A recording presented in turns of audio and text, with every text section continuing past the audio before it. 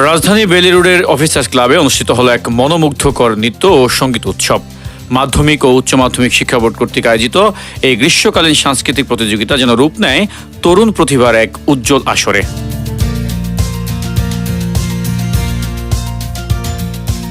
Shamsul Haque Khan school and কলেজের art and cultural ক্লাবের নৃত্য ও সঙ্গীত বিভাগের শিক্ষার্থীরা উপস্থাপন করে একের পর এক শৈল্পিক সৌন্দর্যে ভরা পরিবেশনা, যেখানে নৃত্যের ছন্দে, তালের বিন্যাসে, রাগের গভীরতায় আর ভঙ্গিমায়ের মূর্ছনায় মিশে যায় শিল্পের অপরূপ শৈলী।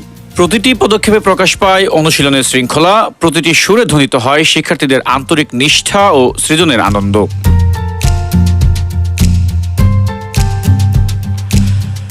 অনুষ্ঠানে প্রধান অতিথি হিসেবে উপস্থিত ছিলেন মাধ্যমিক ও উচ্চ মাধ্যমিক শিক্ষা বোর্ডের chairman professor doctor Khandaker Ehsanul Kabir. তিনি শিক্ষার্থীদের নৃত্য ও সঙ্গীত পরিবেশনা দেখে গভীর প্রশংসা করেন এবং বলেন, শিক্ষা শুধু পাঠ্যজ্ঞান নয়, সংস্কৃতির চর্চায় জাতির সৌন্দর্য ও মানসিক বিকাশের প্রাণশক্তি। অনুষ্ঠানটি নিয়ে শামসুল হক খান স্কুল অ্যান্ড কলেজের অধ্যক্ষ ডক্টর মাহবুবুর রহমান মোল্লা বলেন, আমাদের এই শিক্ষার্থীদের এই পারফরমেন্স শুধু প্রতিষ্ঠান নয়, সমগ্র জাতির সাংস্কৃতিক ঐতিহ্যকে সমৃদ্ধ করেছে।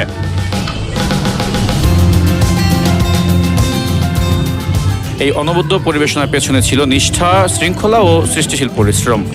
নৃত্য শিক্ষক প্রশিক্ষক জনাব শহীদুল ইসলাম বাবু ও জনাব মোহাম্মদ সেলিম, সঙ্গীত শিক্ষক জনাব মোহাম্মদ শাহিনুর রহমান এবং আর্ট অ্যান্ড কালচারাল ক্লাবের সাধারণ সম্পাদক ও দিবা শাখার সহকারী প্রধান শিক্ষক জনাব মোহাম্মদ আলমগীর হোসেন, যাদের দক্ষ নির্দেশনা ও অনুপ্রেরণায় শিক্ষার্থীরা শিল্পচর্চাকে রূপ দিয়েছে এক গৌরবময় উচ্চতায়।